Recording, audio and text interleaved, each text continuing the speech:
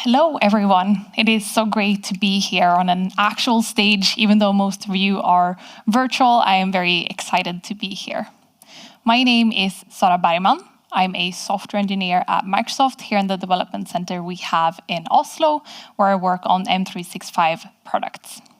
I'm also the chair of what we call the Writers Project in the Green Software Foundation, where we deal with things like the article and the newsletter and the written content that we produce there. And today we're going to talk about this. How do I start a sustainability community in my organization? Sustainability, and specifically how it relates to software, was something that I began to become interested in when I was at university, because I was lucky enough to get to take several courses on the topic, and then it sort of snowballed from there, and it's now part of my job. And climate action has really risen to the top of many technology companies' agendas in the last few years. And that's evident by a lot of headlines. There are a lot of climate pledges, renewable energies, we want to be net zero, carbon neutral, carbon negative, all these big things people are now starting to talk about. I think all of us have heard about climate change in one way or another. Maybe some of us are already beginning to feel the impacts of that as well. I think it also makes us a bit uncomfortable to talk about. It's something that makes us a bit anxious. So we start to take individual action, right? We recycle. We take the subway to work instead of car. We buy used skis for our kids instead of new ones. And we do all these things. And those are great. By all means, please continue to do them. But we then go to work and we sort of leave the idea of climate action at the door. Granted, the last few years, that door has been very metaphorical for a lot of us, but still, we go to work and we stop thinking about this. And that's the inspiration for this talk, because actually, as tech workers, a lot of us have an outsized opportunity for impact at our work. So the question then becomes, what can we do as tech workers? And there are two sort of main branches when it comes to this. The first is green by software. And this is where we see software as the solution to a climate problem. So maybe we build software to monitor the coral reefs or to make your car more fuel efficient. The flip side of this is software as the source of the climate problem, which is what we call green software. And when I say this, a lot of people, the immediate follow-up question is, really? Is that a thing? Is that something we should truly be worried about? And I'm here to say yes, the amount of software that we build and the amount of hardware needed to run said software has a true impact on the global emissions. And there are several studies on this. One of my favorite is from 2018, and it's called Assessing ICT Global Emissions Footprints, Trends to 2040 and Recommendations.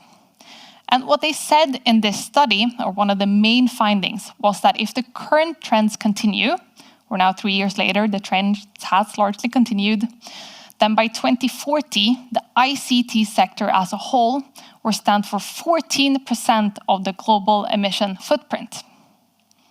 14%. If you need a comparison, that's about half of the entire transportation sector. And that's quite interesting, right? Because a lot of us have heard about transportation and climate sort of in the same sentence. Ooh, don't buy from that company, they ship around the world, or buy local, right? This is something that comes natural for us to think about. But when it comes to software, none of us are likely even having those conversations. We think of software as something very intangible, and therefore there are no real consequences to it. But that is obviously false.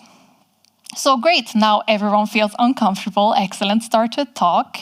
And now we're going to jump into what this talk is actually about, which is how do you go from that awareness into skill building, into action, because that will be the key in the years to come if you truly want to help solve the climate problem.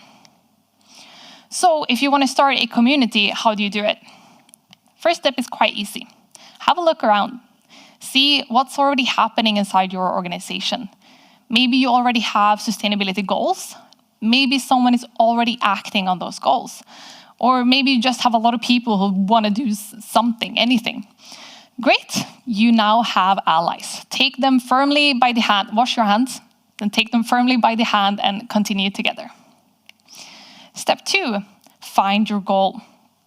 And relate back to the two branches we talked about previously. Do you want to work on green by software or do you want to work on green software? The sustainability umbrella is quite big.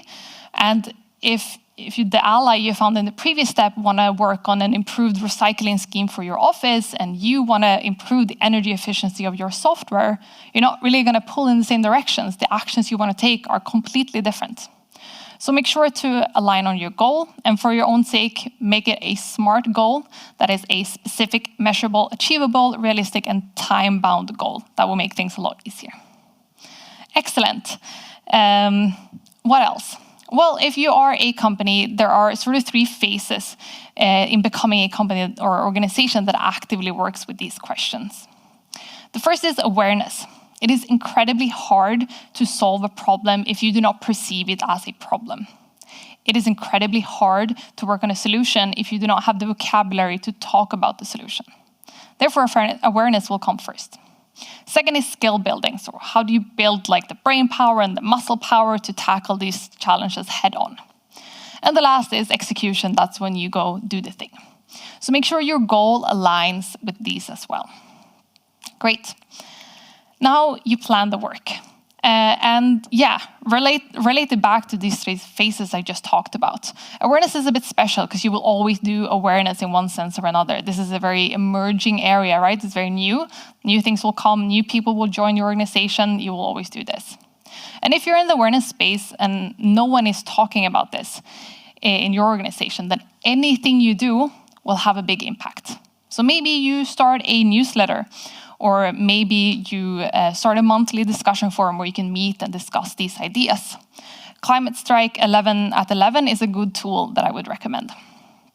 If you're in the skill building phase on the other hand, maybe you want to join a hackathon like Hack for Climate, or you want to start your own hackathon, or you want to have like a round-robin speaker presentation where you take turn and talk about something that you learned recently.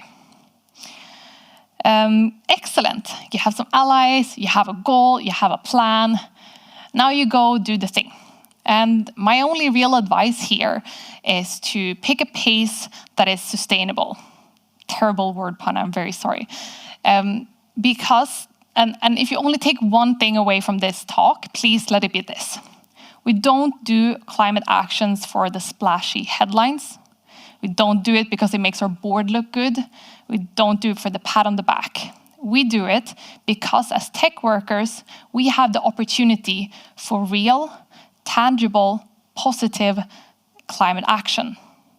There is no natural law that says that, yeah, by 2040, our industry must account for 14% of the global emissions. It's entirely in our hands to change that. But it's going to take some time, right? There's no magic flip or switch. We're going to have to be at this for a while. So pick a pace that you can keep up in the weeks and months and years to come. So excellent. What can you do directly after this talk? If you want to, you can join forces with others. For example, the Green Software Foundation it's under the Linux Foundation. We have over 20 member organizations. We also have a newsletter that can be a good source of information if you're just starting to learn about these topics. Climate Action Tech is another community of tech workers who want to work on the climate solution. They also have a great newsletter. Once again, can be a great resource if you're just starting to learn on this. I also included some links for things that you can dive further into. So there are some articles and some videos and things to go check out there. I hope you learned a few things, and if you want to continue this conversation, hit me up on Slack or Twitter, and we'll have a conversation about it. Thank you so much.